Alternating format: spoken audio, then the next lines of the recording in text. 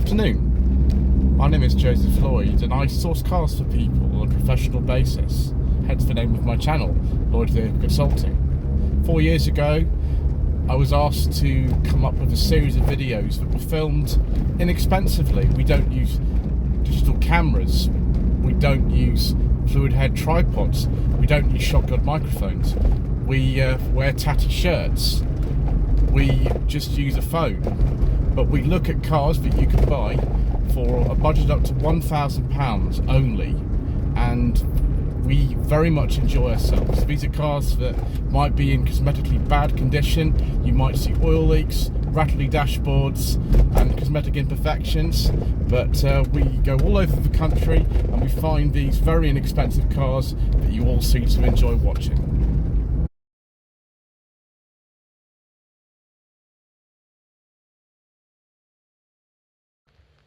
Well, viewers, you know we like a bit of budget luxury on this channel, and you know that we like Volvos. How about a very luxurious Volvo that's not very expensive? This 2003 Volvo S80 2.5 Turbo SE. Very nice chrome door handles and little chrome strips just below the window line, and a chrome strip at the back and little chrome bits underneath the tail lights. This is the facelifted car. Facelift occurred just earlier in 2003. It's got a massive boot in here. We've also got mats and all sorts of things. A little bit of sorting out needs to happen before this car actually goes out to its new owner, so I'm just going to leave it like that. Big old boot. We've actually got backrest release in here, first aid kit and all sorts of things. Yeah, boot's got a sort of larger opening than on my Mark II S40, but you'd expect that really in a car like this. One really weird thing about this is it doesn't have parking sensors, and I don't know why, because you sort of need them in a big old car like this. We've got all kinds of other nice features though.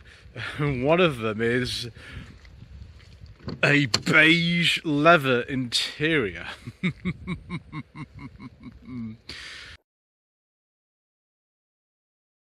And we've got wood, and we've got more wood. We've got a nice armrest.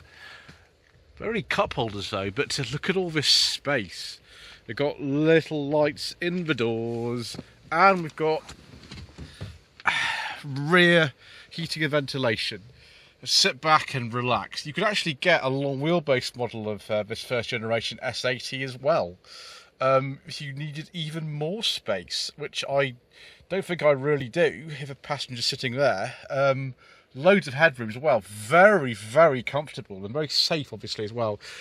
Just minute, tiny little door pockets for some reason. I don't quite know why, but there we go. Yes, most agreeable way to travel in the back of one of these. But I prefer the front because that's a bit more fun. Just go around the back so we don't get too muddy. The weather today has been a bit rubbish, to be honest. Never mind. Our enthusiasm is not dampened. Very similar platform this to the P2 V70 and also the first generation S60. Although there are some differences. One of them is that the S60 doesn't have the same steering rack as this, so we don't have quite the same problem with steering lock as you do on an S60. Nice chrome ringed instruments, and nice Volvo stereo 4-disc CD changer. And if you open this up, there's a little compartment here which you think would be maybe a cup holder, but it's not. It's just a little compartment for putting things in. Need that here, otherwise I won't be going anywhere. Dual zone climate control. Very similar kind of layout in terms of the heating and ventilation to the P2 V70 that I had on the channel. Also a beige leather interior in that too. For some reason, again, the door pockets are really small, far smaller than I would imagine. You can sort of put a drink in there, as you can see I've done, but it's going to be sort of crushed a bit unless you angle it. My Mark II S40 also has really small door pockets. What was it with Volvo in the early to mid 2000s? The really small door pockets. Anyway, let's have a look in here, see what else we can find. That would be an ashtray, I think. Cigarette lighter, 12-volt socket is there. That power folding mirrors. Nice. Can we open this? Oh, you got to press that button there. Let's try that again. There we go. Look, and there's the cup holder. Excellent. And then we've got back here. We've got the cubby hole. I'm gonna have to put that back in, aren't I? Let me just. Brilliant. Fixed. Excellent. Right. Handbrake. 5-speed manual on this. I was expecting actually this to be an automatic, but it's not. It's a 5-speed manual, which is nice, I suppose. We've got though cruise control. We've got the stereo controls on here. We've got heated seats. It's all very, very nicely specified, viewers. One thing I'd like is a sunroof, but we don't have one in here. Very nice beige headlining though. It's very beige, very, very comfortable. We've got electric seats in this car, and I like it very, very much. But I don't know why you would be surprised by that statement at all. We like Volvos on this channel, viewers, and we like Volvos with beige leather interiors. In fact, I've owned several Volvos with beige leather interiors, and that's all I can say. So we got various things we can look at. Can we sort of twist this for the information? No, maybe it's something else we need to do. Read. Does that do anything? Ah, no messages. Okay. If we start the engine, we might be able to get some more. Right, there we go. 24.8 miles per gallon.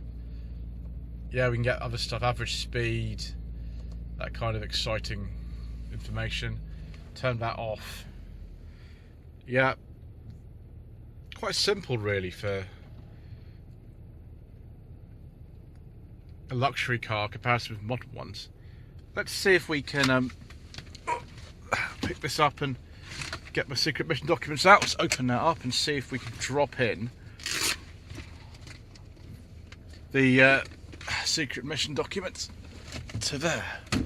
Oh no, viewers! No, viewers! I can't believe it. Every time we get excited about things like this with beige leather interiors and also getting a very warm bottom, we have problems. It's not fair, viewers. Let's have a look at this engine anyway. So, 2.5 white block 5-cylinder engine in this. Not a T5 actually, just a turbo version, generating about 200 horsepower. You can also get this particular engine with all-wheel drive. This is just a front-wheel drive one. Strangely enough, a lot of the components in here are the same as the sort of later Mark I C70, such as the power steering and coolant reservoirs are exactly the same. Of course, the engine's very similar to one of those as well. Seems to be plenty of room, and you could actually get a 6-cylinder white block in here as well, with either a turbo or not a turbo. And those had up to about, I think it's 268 horsepower, which is crazy in the T6. It looks like there's plenty of room to work in. Obviously, it's front-wheel drive, and for the 6-cylinder models, they had to actually develop their own gearbox in order to fit a manual one in. I think this has just got a similar gearbox to the P2 V70 and things like that in it, but the T6 and the normal 6-cylinder with the manual ones have a very different one. So yes, it's a little complicated in there, but we like the sound of a 5-cylinder white block, viewers. And also I like this facelift. The facelift ones don't look as nice in my opinion. We've still got little American style orange cornering indicators on this. And we've got headlamp wiper action as well, although I don't know if they work on this car or not. I never know with Volvos. You don't know until you're actually in them, do you? And of course, there's just one of me today, so I can't check. Anyway, that's quite enough of me waffling on. Let's take it out for a little spin, shall we?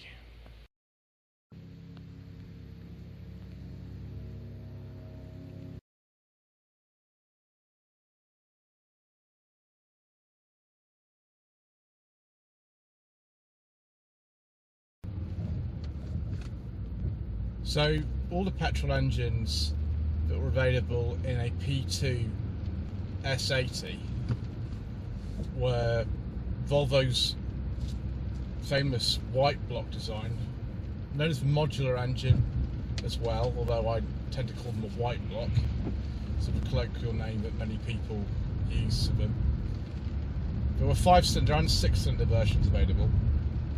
The least powerful engine was the 2.4 non-turbo that had two different power outputs, 138 brake horsepower and 167 brake horsepower. The 167 was the one that Ian Seabrook from Hubnut recently reviewed.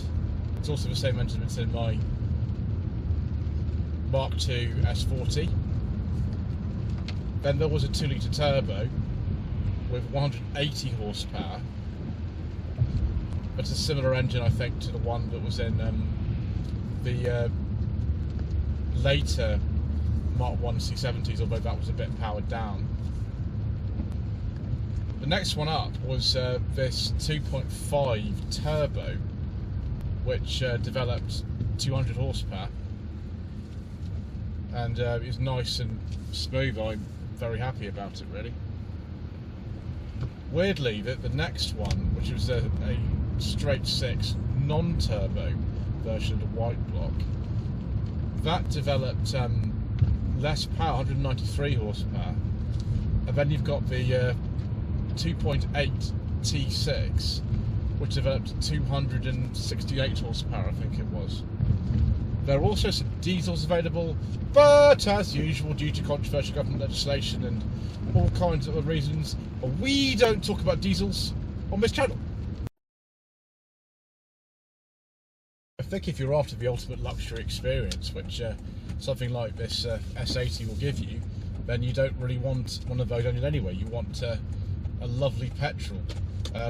Not the most economical of cars, but you know, never mind. Trim levels were pretty simple on the P2 S80. There was just like a standard model for a while and an SE, but in 2001 a sort of mid-spec S was introduced as well, and then the standard model was dropped later on that year, so it made actually the whole thing a bit pointless in my opinion. There's also an SE Lux, and then the Executive, which came along also in 2001. I think that was only available on the 6-cylinder engines, as far as I remember. So to drive this car, I mean, it's got plenty of torque. Obviously, the white block engines do have plenty of torque. Unusual specification to have this engine with a manual gearbox. It seems fast enough to me. I've been 0 to 60 to about 8 seconds in it or something. But it does feel its size, it absolutely does. The steering wheel cover on here, because this steering wheel's deteriorated, doesn't particularly help. So either in terms of, you know, holding the wheel, but never mind. If it were my car, I'd just get like a maybe black steering wheel, because the beige ones unfortunately do tend to go bad. But yes, in terms of long distance comfort, this car would be absolutely superb. It's not something you may want to kind of buy if you want the sharpest handling, but this isn't really anything like a BMW 5 Series or anything like that. Nothing like one of those, in fact. It's really just a sort of almost like American style big luxury car, and I'm sure they sold plenty of these over there too.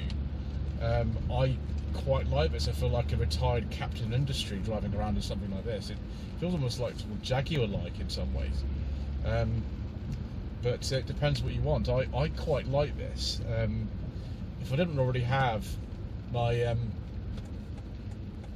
Mark II S40, I'd be quite tempted by something like this actually, but it is a little bit on the large side.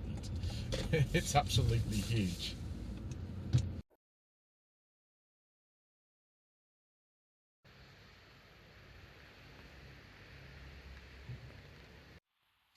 So viewers, should you buy a P2 Volvo S80 of your hard-earned budget of up to £1,000.